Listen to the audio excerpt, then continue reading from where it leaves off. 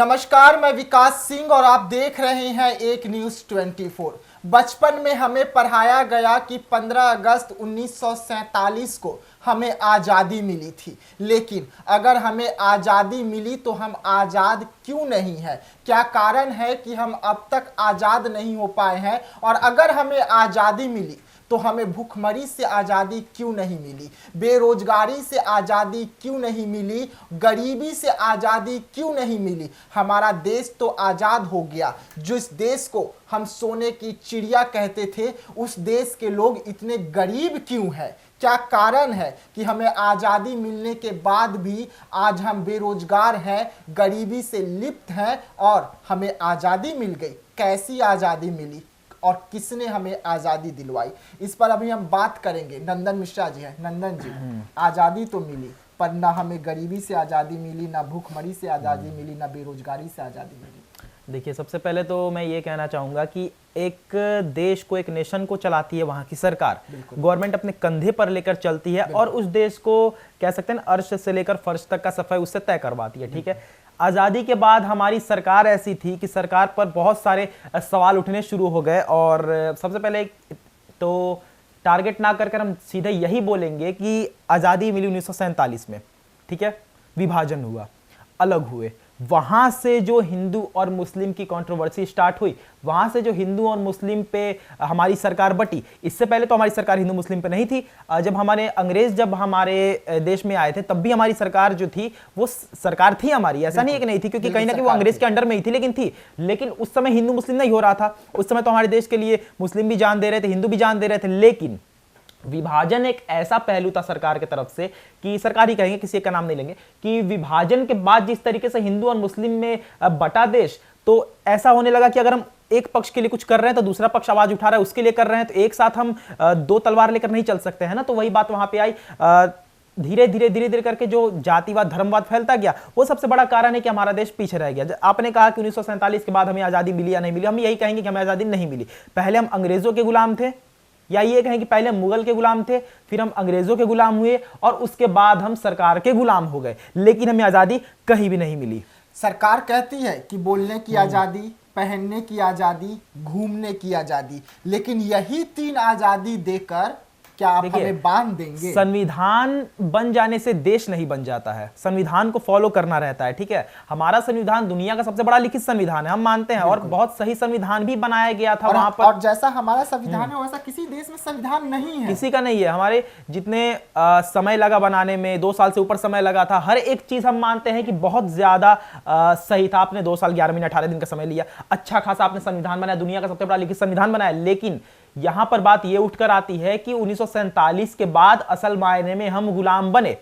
कहने का अर्थ आप समझिए, वहां से लेकर जिस तरीके से आप समझिए बात को, इंदिरा गांधी की मृत्यु, राजीव गांधी की मृत्यु, ठीक है, शास्त्री जी की मृत्यु, हर एक जिस तरीके से हमारे पास कोई ऐसा लीडर नहीं आया ना जो हमारे देश को सही से चला सके। पूरा कार्यकाल में, आधे कार्यकाल में छोड़ के चले जाना। आप अपने, कैसा राज्य है कि पार्लियामेंट तक आतंकवादी घुस जाते हैं? कैसा हमारा नेशन है कि पार्लियामेंट तक आतंकवादी घुस जाते हैं? ये भारत छोड़कर कहीं और बताइए। नहीं, और ठीक है, अगर ये सब अभी छोड़ते हैं, हम अभी का बात करते हैं। अभी के पीढ़ी में अगर हम आ जाए तो अभी के पीढ़ी में तो हम आजाद नहीं है। अगर हम आजाद होते तो हमें आजाद हुआ कितने साल हो गए, अभी तक हम क्यों नहीं आजाद हो पाए? उन तमाम जो बंदिशें हैं जो हमें रोक लेती हैं, उससे हम क्यों नहीं आजाद हैं? हम क्यों नहीं आजाद हैं? अगर ठीक है, बेरोजगारी अगर देखा जाए तो सबसे ज्यादा भारत देश में है, और सबसे ज्यादा राज्य में आए तो बिहार में देखने को मिलती है। बिहार की युवा पीढ़ी जो है दूसरे राज्यों में पलायन करते हैं नौकरी के लिए। आखिरकार ये कैसी आजादी है, बिहार की हो या देश की हो? हम बात करें 90s में जाते हैं तो हमारी इकोनॉमी को संभालते हैं मनमोहन सिंह जी। अच्छा खासा हमारी हालत, जो आज के समय में आप श्रीलंका की देख रहे हैं, हमारी हालत वैसी हो गई थी भारत की, इतने बड़े पॉपुलेशन वाले कंट्री के, लेकिन वहां पर मनमोहन सिंह जी ने अर्थशास्त्र संभाला हमारे भारत को। तो उन्हें उन पद को ही हटा दिया, छोड़ दिया गया कि आप ये पद छोड़कर आप भारत ही संभाल लीजिए।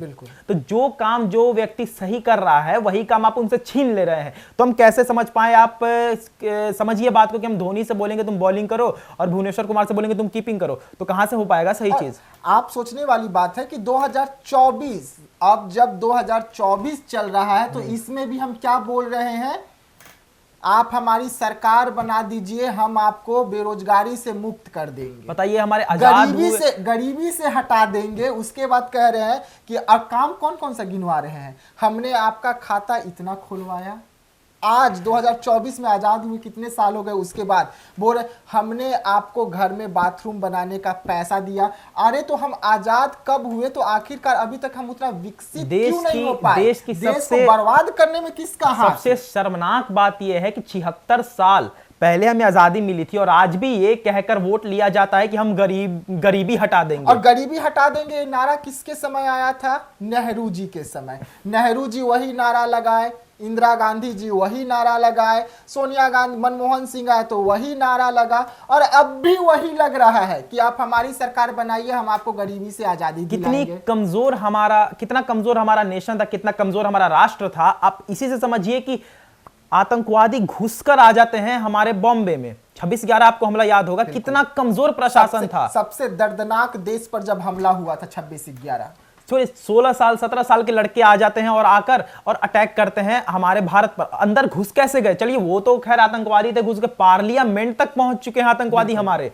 सांसद तक पहुंच चुके हैं। वहां पर जिसकी सरकार थी उन्होंने इस पर तो संशय कभी इन पर संज्ञान नहीं लिया। किस तरीके से रिपोर्ट सुनने में आया कि मनमोहन जी की ओर से रिपोर्ट भेजा गया था पाकिस्तान को, उस पर सबूत भी भेजे गए थे, कार्रवाई करने का मांग भी हुआ था। आप समझिए ना कितना हल्का प्रशासन है हमारा। अगर पार्लियामेंट 2001 पे हम जाते हैं तो कितना हल्का प्रशासन था कि सांसद तक घुस जाते हैं आतंकवादी। चलिए आपने मार दिया आतंकवादियों को, चलिए आपने अफजल गुरु को कैद कर लिया, लेकिन 10 साल 12 साल बाद आप फांसी देना अफजल गुरु को।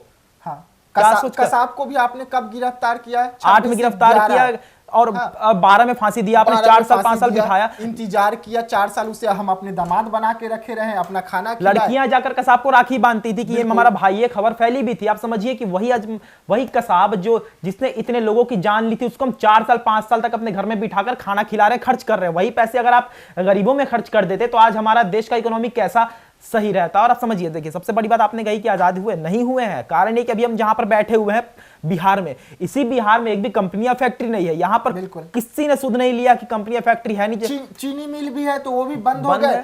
बरसों से लोग अभी भी धरना प्रदर्शन कर रहे हैं कि सरकार चीनी मिल चालू करवा दे ताकि कुछ बिहार के लोग हैं बिहार में काम कर ले, तो वो भी नहीं, कुछ भी नहीं है। और समझिए बात को कि हमारे राष्ट्र के पास हर एक चीज था। भारत के पास क्या नहीं है? बिल्कुल भारत के पास हर एक चीज है, लेकिन इसको चलाने वाले जो लीडर्स हैं वो इस तरीके से इसको इस्तेमाल करते हैं कि पूरी तरह से खाकर पचा जाने वाली मुहावरा है ना, वो यहां पर आकर लगती है। बाहर के लीडर्स बोलते हैं काश हमारे पास भारत होता, और भारत के लीडर्स कहते हैं हमारे पास भारत है तो इसको हम लूटते रहते हैं। कुछ लोग कहते हैं ना कि आम खाने से मतलब रखो ना, गुठली क्यों गिन रहे हो कि कहे वो आम खा लिए। वो हालत अभी हमारे देश के नेताओं का है कि आम खाने से मतलब रखो, देश की जनता क्या हो रहा है उससे क्यों मतलब रखो। देखिए, भारत से बांग्लादेश हटा, भारत से श्रीलंका हटा, भारत से पाकिस्तान हटा, ठीक है। आज के समय में वही सब घेरे हुए हैं भारत को, जिसको भारत ने छोड़ा, जिनका हम सपोर्ट करते आए, बचाते आए दूसरे से। हमने बांग्लादेश दे दिया, हमने तिब्बत दे दिया, हमने सियाचिन दे दिया, हमने लाहौर दे दिया, हमने दानवीर ही बनते रहोगे। और आजादी पर अगर हम आते हैं तो अब हमें सबसे ज्यादा अगर जरूरत है 2024 में, तो चुनाव है आपके पास, सर पे चुनाव है जनता के।